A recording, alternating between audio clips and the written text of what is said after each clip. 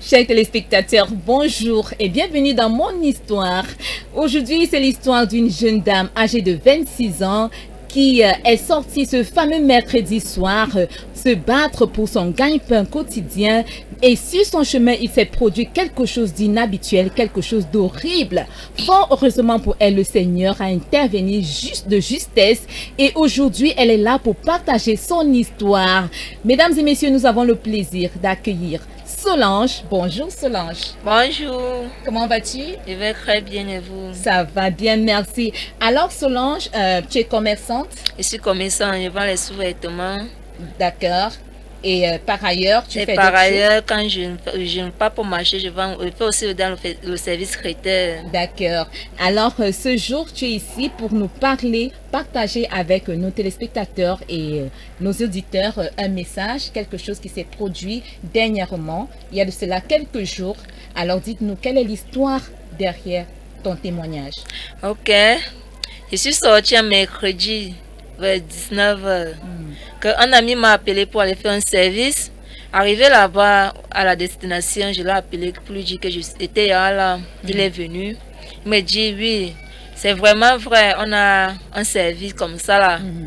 Arrivé, on a commencé à marcher, c'était vers la carrière, vers le Boudji. On a commencé à marcher, marcher, marcher, marcher. Après quelques instants, je vois deux gars derrière moi.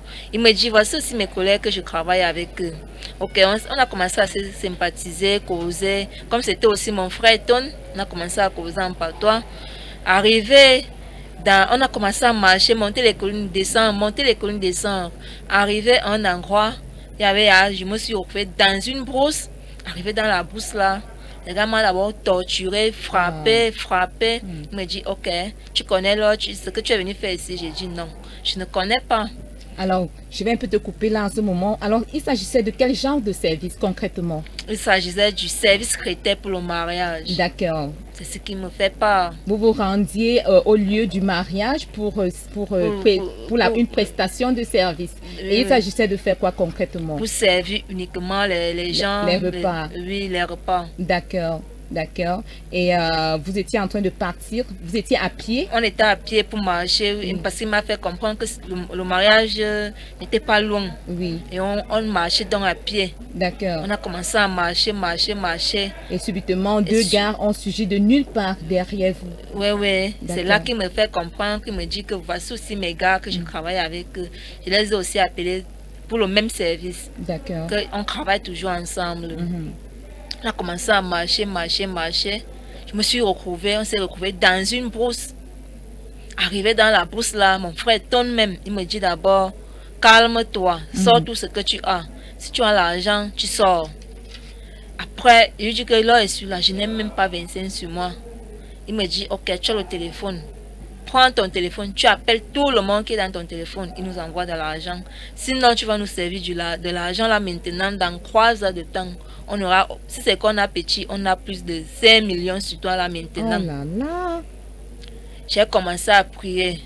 Je disais seulement, je pleurais, j'appelais seulement le nom de Dieu. L'autre me dit, tu prononces encore le nom de Dieu là. Dès qu'elle prononce le nom de Dieu, elle me gifle. J'ai arrêté de prononcer le nom de Dieu. J'ai prié seulement dans mon cœur, j'ai pris le téléphone. Il me dit, déshabille-toi. On parlait même, tu as encore les habits sur toi. Je me suis déshabillée. Ils m'ont déshabillée, enlevé les chaussures.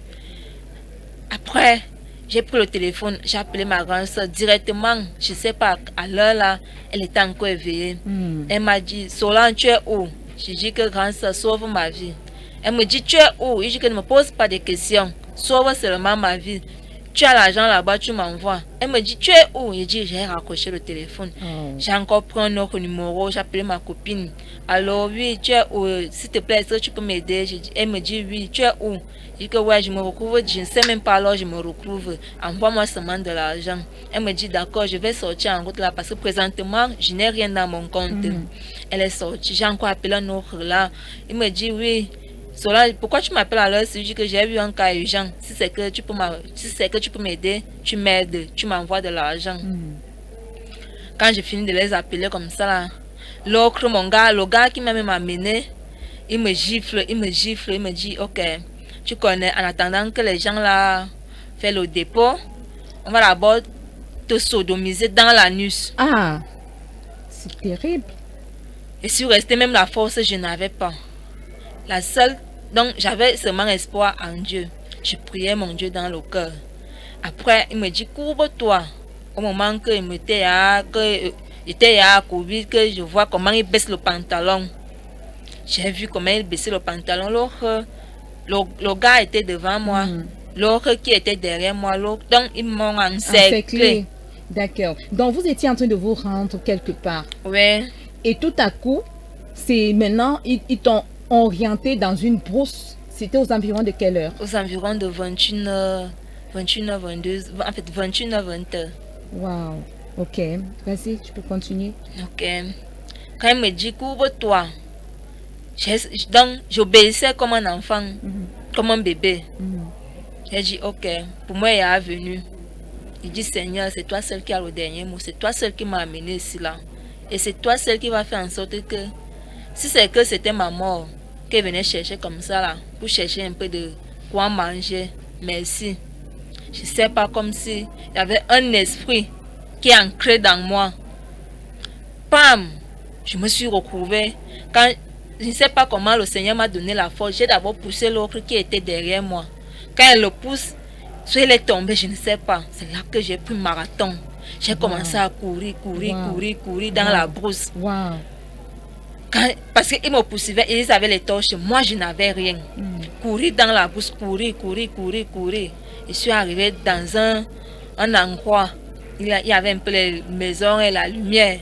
Pam, je tamponne aussi un papa qui sortait de nulle part. Avec un Kimkoman qui sortait aussi de nulle part. J'ai quand même eu le courage de les affronter. Je suis partie vers le Kimkoman a fui parce qu'il a dit que je n'ai jamais vu l'autre ici là. Il est parti. C'est le papa qui m'a accueilli, il me dit, ma fille, cache-toi d'abord. Le reste on voit après.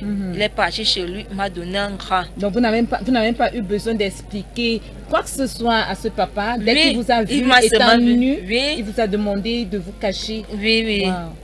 Cachez-vous d'abord. Il est parti chez lui, il m'a donné le gras, j'ai attaché. C'est là donc il a su. Il est donc remonté en route pour dire que où sont même les gens là. C'est là donc qu'il est revenu. Il a alerté tout le quartier, dans les environs là-bas. Les gens se sont levés plus de 2 h du matin. Il a alerté tout le voisinage. Oui. Il était déjà 2 h du matin. Il était à presque 2 h, 1 h comme ça. Wow. Du matin. Il a alerté tout le monde du quartier. Quand tout le monde est donc venu m'encercler, me poser des questions, je répondais, dit que c'était pour un travail. Et c'est quelqu'un que je connais. C'est pas que je ne connaissais pas la personne. Ah, donc tu as eu l'habitude, tu avais souvent l'habitude d'aller faire ce genre de service avec lui. Oui.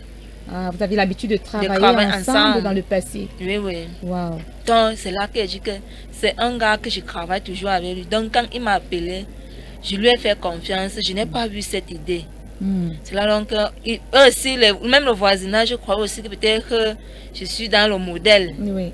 Et je dis que j'appelle, je dis que mon téléphone est éteint. Ils me disent, tu n'as pas un numéro en tête? Je dis, j'ai le numéro en tête. J'ai donné le numéro de ma grande soeur. Quand j'appelle ma grande soeur, elle me dit que tu es où? Je dis que je ne sais même pas. Elle me demande que... Parce que depuis là, j'essaie ton numéro, ça ne passe pas. Je dis que mon téléphone est éteint. C'est donc que les gars du quartier lui ont commencé à parler que non, viens chercher ta soeur. Elle a pu s'échapper. Vraiment, il faut rendre grâce à Dieu. Que vraiment, on ne sait même pas parce que nous sommes dans une brousse. Wow. Et là, elle était... La jaque, elle est en train de respirer. C'est la brousse que... On te tue là-bas, on ne voit même pas. On ne va jamais voir ton corps. Wow. C'est là donc que ma grande soeur, elle aussi, elle a commencé à faire les débats là. Prendre une moto, elle dit qu'elle n'est pas venue seule. Elle a appelé mon petit frère, elle a appelé aussi un autre gars là. En fait, nous sommes aussi des amis comme ça, ils sont venus ensemble. Ils ont marché, ils sont arrivés à 3 h du matin. Ils sont arrivés, tout le monde du quartier de là-bas. Ils ont dit à ma grande soeur que vraiment il faut rendre grâce à Dieu pour votre soeur. Wow. Faut vraiment, si c'est qu'elle part dans les églises, elle doit aller faire un témoignage. Wow. Parce que c'était vraiment, moi, je ne m'en revenais plus. Et justement, tu es ici pour faire ce magnifique, parce que ça, c'est un témoignage vraiment. Le Seigneur était là, il s'est manifesté parce qu'on ne peut que dire, ça ne peut qu'être la main de Dieu. À cet instant, vous étiez courbé, courbé, ne sachant quoi faire, et subitement, une force surnaturelle, le Saint-Esprit s'est éveillé, s'est réveillé, et puis tu as eu cette force-là de courir.